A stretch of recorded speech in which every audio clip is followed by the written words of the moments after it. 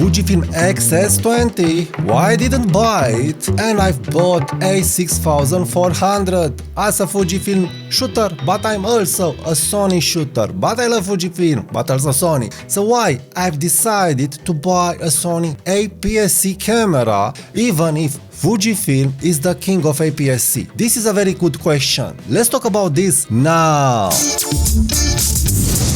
Hi there and welcome to my channel. Tudor Matescu here. I received a very good question. Why I've bought a6400 and not Fujifilm X-S20? Well, one of the reasons is that I already have X-T5, but of course this is not the only reason. And I didn't thought about X-S20 because at first I didn't like it. It's not the camera that it make me ticks. But again, a very good question. So let's see what are the differences that made me decide on a6400 and why, after testing this camera for a week, I'm very thrilled with my decision, and I found out some interesting stuff, and I will do some interesting comparisons between Sony and Fuji. But let's see how a6400 stacks to Fujifilm X-S20. So the first reason is size and weight. We are able to see that a6400 is smaller and lighter than X-S20. So this is a big thing for me. This was important. I wanted a light camera. We have around 90 grams difference between the two bodies. The next important thing for me, it is the rangefinder design. I am totally loving rangefinder design cameras, and I'm pretty hating and not like to use cellular looking cameras. So for me, the rangefinder design, I'm totally in love with it. And Sony a6400 has this rangefinder design, and look how small it is. And here it is with X-T5. You are able to see that yes, it's smaller. And yes, a6400, it's a very small camera, very small. So it is as small as X-T4 and as light as X-T4, but with a grip. So the X-T4 camera has around 400 grams under, and this has 409 grams. So anyway, very light, very easy to take, and this is a huge difference. I'm not bothered taking every day this camera with me. When I'm taking X-T5, I am bothered. I'm not liking the weight on my shoulder. I'm just okay with small pancake lenses from Fujifilm that are crippled lenses. So this is the next decision factor. I've decided that I'm tired of these small pancake-ish lenses from Fujifilm that I feel that they don't deliver. They don't deliver good image quality and they don't deliver good AF. So this is why I've decided, well, wait a minute, I already have Sony lenses that are good lenses. How these Sony lenses will work on an APS-C dedicated body? I was able to test Sony lenses in the APS-C mode of my full frame camera, Sony a7R3 and Sony a7C. I was liking the image quality, extraordinary image quality on Sony a7R3, but also on Sony a7C. But yes, you lose some resolution on Sony a7C. The camera that I'm liking, but it has a flip screen. So this is my next reason. X-S20 has a flip screen. I don't want a flip screen. For photography, the flip screen, I'm hating it. Totally hating it. It's not okay for a hobbyist camera, for urban street photography, family photography. Why bother taking out the screen, that flip out screen? So Sony a6400 has the screen that I want and doesn't have that annoying flip screen. So this was one of my reasons. A great tilt screen, and this is what I wanted. I wanted a successor of my GX9, and I feel that a6400 is a successor because I have the right lenses for it. So this is the next big reason. Not only that I have the lenses, but I also have the right lenses on it. So let's put a lens. If you are looking on this chart, you will not realize nothing. And this is why I've decided, let me put it like this. Let me put it like this. I'm telling you, having in hand Sony a6400 with this lens, that it's very small. So this was one of the reasons that I didn't look at Sony a6000 series, because in general on YouTube it seemed like a big camera. but it's not. So I really advise go to the camera shop and put your hand on Sony 6000 series and see how small they are. So this is a very small setup. We have 403 grams plus 200 grams. This means 600 grams. A beast of a camera. A beast of a street photography camera with still screen, with rangefinder looking, weather resistant, weather sealed. So both of these body and lens are weather sealed. I understand I don't have a rubber protection here, but I'm not shooting in heavy rain or in light rain, so for me it's okay. And now look at X-S20. We have 491 grams plus 84 grams, so under 600 grams. So anyway, we have similar size and weight, but I have here the flip screen, I don't have the tilt screen, and I have an f2.8 lens. And for me personally, I am tired of this pancake 27mm f2.8 from Fujifilm. I'm liking it very much, the design, the aperturing, but I don't like the results. The results in AF and the results in image quality. They are okay, they work, but I've recently compared my images made with this lens against Sony a6400 with this lens, 28mm f2. This is under, so much under regarding sharpness and AF accuracy, and also probably regarding resolution, because here I have a 40 megapixel sensor and I'm feeling, even if Fujifilm is saying that this lens is resolving the 40 megapixel sensor of X-T5, I'm feeling it's not resolving it. So anyway, it's not a lens that I'm thrilled to use it. I'm liking it very much for the small factor, but it's under the 28mm f2, and also it's under my Lumix lens that I've loved, the 20mm f1.7. So a lens that I'm not thrilled to take on X-S20. So what is the next lens? The next lens near to the 40mm field of view, it is the 20mm f2. So I didn't buy this lens because it's bigger than 35mm f2. Look how big it is, and it's giving me a 35mm field of view, and I didn't want that. I already have X100V. So my dream combo from 2019, it's a 40mm camera, Lumix GX9 with 20mm f1.7 plus a 35mm equivalent camera like X100F. So now my updated combo for street photography, my go-to combo that I'm really loving it. I'm feeling very comfortable, very relaxed with it in taking any kind of picture that I want on the street. It is a 40mm field of view camera plus X100V.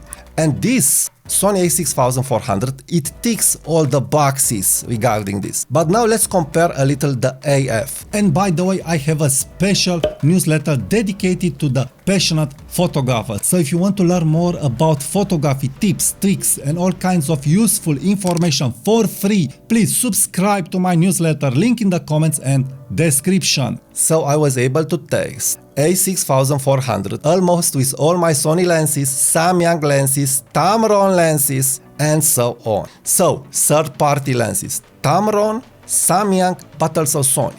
The AF, it's out of this world. It's out of this world. I know that on paper, on YouTube paper, you'll be able to see that X-S20, it is so good, it is so extraordinary. Well, in street photography, I feel that this is the hardest field where you must test a good AF. So in street photography, either you have a very great AF, or either you go fully manual focusing with the lens at f5.6, f8, f11 if you want sharp pictures. But with my X-T5, when I compare it side by side when looking at the pictures with a6400, so X-S20, it is in the same bucket. I was very disappointed with Fujifilm, very disappointed. So the AF of this camera, it's also above my Sony A7C. It really is. With the Tamron first version, 28mm to 75mm f2.8 full frame lens,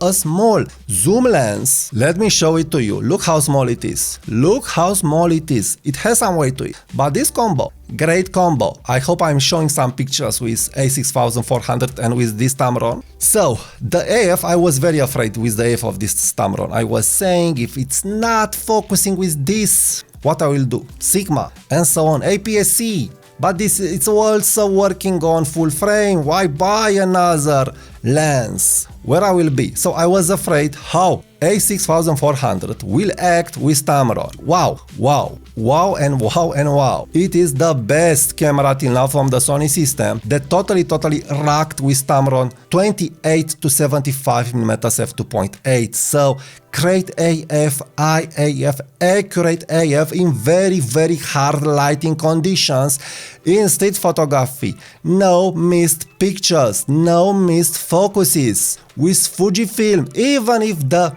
AF is great, it's under a lot the Sony system, but also under a lot of good micro four thirds camera. So again, Fujifilm is not able to deliver with the small lenses good AF. Yes, with the new big lenses and very expensive lenses, you'll get good results, but the package is big and it's unjustified regarding the price for me. So this is why I was thinking, let me try another APS-C camera. Let me exit this king of APS-C cameras that is Fujifilm and let me give a try to Sony. And this was the best budget camera with enough ergonomics and with enough AF that I was expecting to deliver. So this is why I've decided to go to A6400. And the best thing is that it delivered, and it not just only delivered, it not just met my expectations, it surpassed my expectation. A 2019 camera,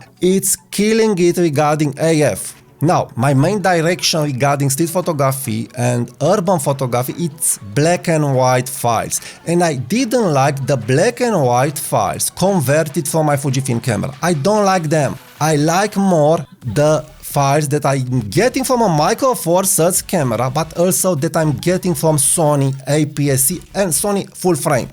I think it is the extras problem here, what I'm not liking it. I'm liking the JPEGs when I'm shooting them and having fun with the simulation. I'm liking that a lot, but for the long-term editing, for the long-term archiving my pictures, for the long-term investment in a good picture, I also want a good raw file that it's making me say, wow, why I'm really liking this black and white. With Fujifilm, I didn't have that wow when I'm editing in black and white. And I'm using the best software for black and white edits. This is Nick Silver, the best software. And the best results with Nick Silver, the Silver FX, I'm getting it with Sony APS-C, Sony full frame, but also with the Micro Four Thirds cameras. When I'm looking also at pixel level, but also at the picture entirely with a Micro Four Thirds camera edited in Nick Silver, I am totally wowed. But with Fujifilm, I don't know, it's very hard for me to get where I want. But with this, all is looking great. So the extras probably could be the problem, because when I'm editing the XF10 files, the Fujifilm XF10 files in Nick Silver, I'm very satisfied with what I'm getting. Lots of results, lots of structures, lots of details, lots of texture. And with extras, I'm not liking what I'm getting. They are okay, of course, on the screen. They are okay, of course, in printing. But I am liking more what I'm getting with non-extras sensor regarding black and white. Now regarding color between A6400 and XS20. Of course, XS20 will win with color, no problem asked here. But this amazed me because it has a little better color science than Sony A7C. So I feel that for Sony and for other manufacturers, it is easier to control the white balance and how the colors are staying in place with a smaller sensor. So when you are going to a bigger sensor, it's harder. So it's hard to edit a bigger sensor in color, and also it's hard to get good JPEGs in color.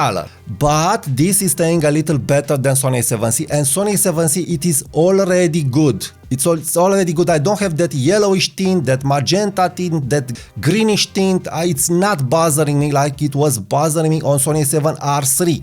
Of course, the latest cameras from Sony are even better. So A6700 is better. A7 IV, it is better regarding color, but this is it. So this is sufficient for me. And what it amazed me in the end, and what I'm so thrilled that I didn't look at XS20, it's the AF. The images are sharper, the subject is popping more with any lens that I'm using it. So even if in some cases it misses the focus, the person and the eye of the person is almost in focus.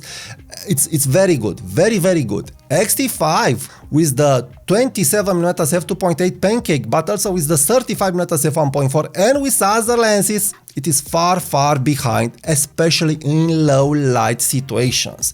And I'm not just referring in very low light situations. I'm not just referring to night street photography. No, let's say you are between two buildings and you don't have sun. Well, in those situations, Fujifilm is starting to have problems regarding sharpness of the subject, regarding popping of the subject, regarding isolation of the subject, regarding AF on the subject. And also regarding color, because it doesn't have enough information. So there are some problems there. I always said that I'm not able to see big differences regarding image quality between a Micro Four Thirds camera with a good pro lens and Fujifilm with a good pro lens. And over and over the time, my experience is confirming this. But with this, after testing all my 7-10 lenses, I am amazed. All the subjects are in focus. The focus is where I want, is popping, and I'm getting what I want. And for my surprise, the cheap lenses are delivering very good image quality, full frame-like look on an APS-C body.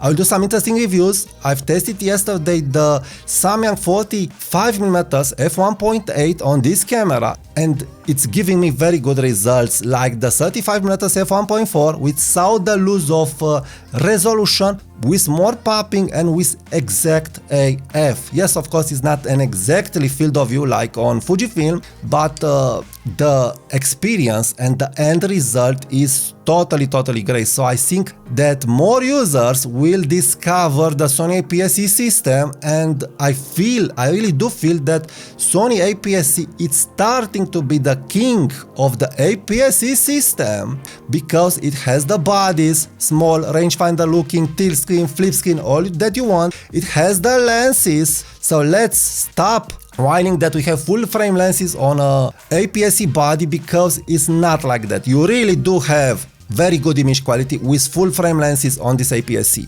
but also you have dedicated APS-C lenses on Viltrox that will focus very good on Sony, not like on Fujifilm. So just imagine that. Just imagine using a Viltrox lens with that vintage glass with the great AF on this camera. I'm already thinking about Viltrox 56 or Viltrox 30C or Viltrox 20mm f1.4 to test it out between Sony and Fujifilm to see how it will look on Sony. If Sony has this good AF, I do feel that it will look great. I do feel that the Viltrox lenses will give me better results, and I'm very curious if this camera will surpass in black and white my Fujifilm cameras with Viltrox lenses because of the AF. And yes, the AF it's mattering a lot when it's coming to subject popping, then this is a great tool. Next, where I feel that Fujifilm will still remain the king, it's regarding the color.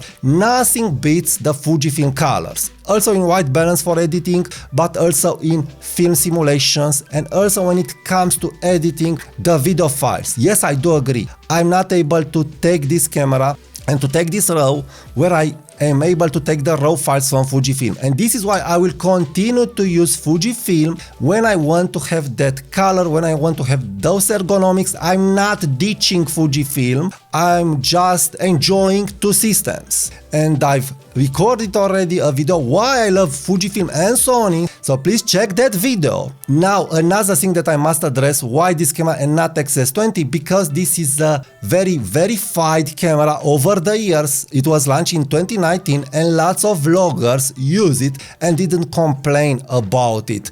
Just regarding the screen and the ergonomics for in-studio filming and so on, but it's a very camera that will deliver also on video very well. Of course, not with Fujifilm colors, but with great AF, reliable AF. And I'm telling you, unfortunately, Fujifilm is still very behind regarding AF. It still doesn't have an AF that will assure your peace of mind. So, as a vlogger, as a street photographer, if you really want an AF that will assure your peace of mind, that will guarantee you that you'll have the subject in focus, then the only solution it is Sony. For me, Fujifilm is not delivering me this. When I'm filming myself with Sony, Fujifilm X-T5 in studio, I'm afraid that will not focus on my eyes, that will hunt, because it made me problems. And on the streets, the same. But with this, 99% of the AF, it is where it should be. So big advantage here. And also the price, the budget, and so on. So a very good accessible APS-C system